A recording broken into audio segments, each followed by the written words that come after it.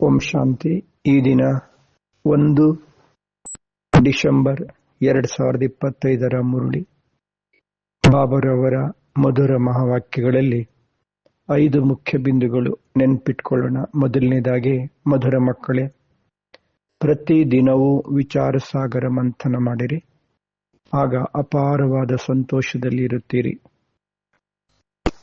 ಎರಡನೇದು, ನಡೆದಾಡುತ್ತಾ ತಿರುಗಾಡುತ್ತಾ ನೆನಪಿರ್ಲಿ, ನಾವು ಸ್ವದರ್ಶನ ಚಕ್ರಧಾರಿಗಳಾಗಿದ್ದೇವೆ ಎಂದು.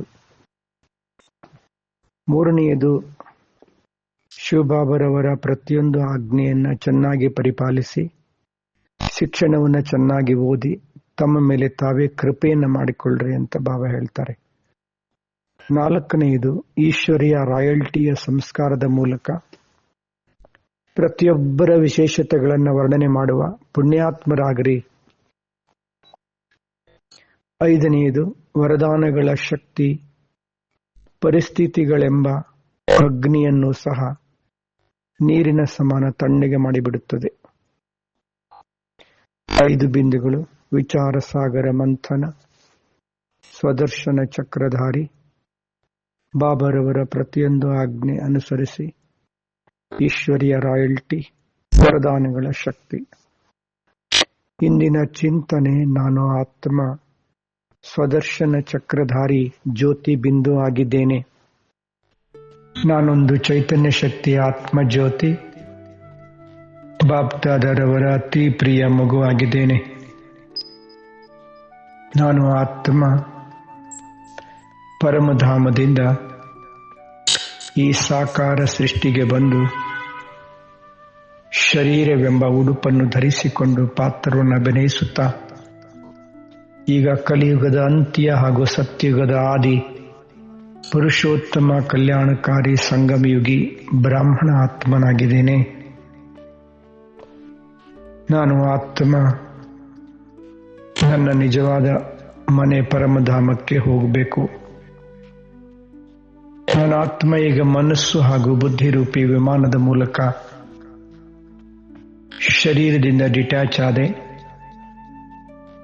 ಶರೀರದ ಪ್ರಪಂಚದಿಂದಲೂ ಭಿನ್ನನಾದೆ. ಸೂರ್ಯ ಚಂದ್ರ ನಕ್ಷತ್ರಗಳು, ಅದಕ್ಕಿಂತಲೂ ಮೇಲೆ ಆಕಾಶ ತತ್ವ,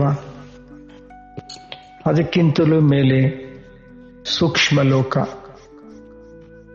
ನಾನು ಆತ್ಮ ಸೂಕ್ಷ್ಮ ಲೋಕದಲ್ಲಿ ಬೆಳಕಿನ ಶರೀರದಲ್ಲಿದ್ದೇನೆ. ಓಹೋ, ನನ್ನ ಪ್ರಿಯಾತಿ ಪ್ರಿಯಾತಿ ಪ್ರಿಯ ಮಧುರ ಶಿವ ತಂದೆಯವರೂ ಸಹ ಬ್ರಹ್ಮ ತಂದೆ ಸಂಪೂರ್ಣ ಫರಿಸ್ತೆ ಅವರ ಮಸ್ತಕ ಸಿಂಹಾಸನದಲ್ಲಿ ಬೆಳಗುತ್ತಿದ್ದಾರೆ. ಓಹೋ, ಎಂಥ ಅದ್ಭುತ ಆನಂದಮಯ ಸಂಪೂರ್ಣ ಫರಿಸ್ತ ಬ್ರಹ್ಮ ಬಾಬಾ ಮಸ್ತಕದಲ್ಲಿ ಶಿವ ಬಾಬಾ ಸೂಕ್ಷ್ಮ ಲೋಕದಲ್ಲಿ ಹೊಳೆಯುತ್ತಿದ್ದಾರೆ. ನಾನು ತಂದೆಯ ಎದುರುಗಡೆ ನಿಂತುಕೊಂಡಿದ್ದೇನೆ. ತಂದೆಯಿಂದ ಅಪಾರ ಸ್ನೇಹ ತುಂಬಿದ ದೃಷ್ಟಿ, ಬಾಬ್ದಾದರವರ ದೃಷ್ಟಿ ನನ್ನ ಮೇಲೆ ಬೀಳ್ತಾ ಇದೆ. ನಾನು ಆತ್ಮ ಸಂಪೂರ್ಣ ಶುದ್ಧ ಹಾಗೂ ಶಕ್ತಿಶಾಲಿಯಾಗಿದ್ದೇನೆ. ನಾನು ಆತ್ಮ ಜ್ಯೋತಿ ಸೂಕ್ಷ್ಮ ಲೋಕದಲ್ಲಿ ಸಂಪೂರ್ಣ ಫರಿಸ್ತ ಬಾಬ್ದಾದರವರ ಸಮ್ಮುಖದಲ್ಲಿ ವರದಾನ ಹಾಗೂ ಶಕ್ತಿಗಳನ್ನು ಪ್ರಾಪ್ತಿ ಮಾಡಿಕೊಳ್ಳುತ್ತಿದ್ದೇನೆ. ನಾನು ಆತ್ಮ ಜ್ಯೋತಿಯಾಗಿದ್ದೇನೆ. ಮಧುರವಾದ ತಂದೆಯವರು ನಿರಾಕಾರಿ, ನಿರಹಂಕಾರಿ, ನಿರ್ವಿಕಾರಿ ಭವ, ಸಂಪೂರ್ಣ ಪವಿತ್ರ ಫರಿಸ್ತ ಆತ್ಮ ಭವ, ಸದಾ ವಿಜಯೀ ರತನಾತ್ಮ ಭವ, ನಷ್ಟ ಮೋಹಿ ಸ್ಮೃತಿ ಸ್ವರೂಪಾತ್ಮ ಭವ. ಬಾಬ್ದಾದರವರು ವರದಾನಗಳಿಂದ ಶಕ್ತಿಗಳನ್ನು ತುಂಬುತ್ತಿದ್ದಾರೆ, ನನ್ನನ್ನು ಶೃಂಗರಿಸುತ್ತಿದ್ದಾರೆ.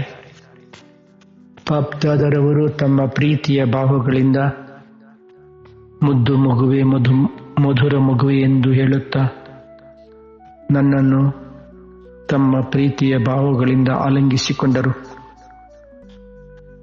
ನಾನು ಆತ್ಮ ಸೂಕ್ಷ್ಮ ಲೋಕದಲ್ಲಿ ಬಾಪ್ದಾದರವರ ಮಡಿಲಲ್ಲಿದ್ದೇನೆ.